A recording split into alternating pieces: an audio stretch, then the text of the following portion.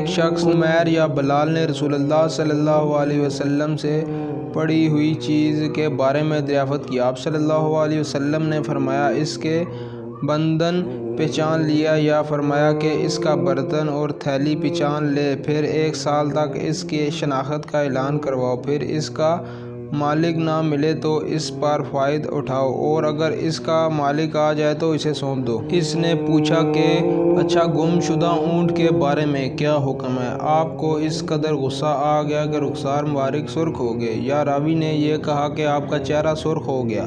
یہ سن کر آپ صلی اللہ علیہ وسلم نے فرمایا تجھے اونٹ سے کیا واسطہ؟ اس کے ساتھ تو خود اس کے مشک ہے اور اس کے پاؤں کے سام ہے، وہ خود پانی پر پہنچے گا اور خود پی لے گا اور خود درخت پر چڑھے گا، لہٰذا اسے چھوڑ دو یہاں تک کہ اس کا مالک مل جائے۔ اس نے کہا کہ اچھا گم شدہ بکری کے بارے میں کیا ارشاد ہے؟ آپ صلی اللہ علیہ وسلم نے فرمایا وہ تیری ہے یا تیرے بھائی کی، ورنہ بھیڑیے کی غذا ہے۔ صحیح بخاری، حدیث نمبر 91۔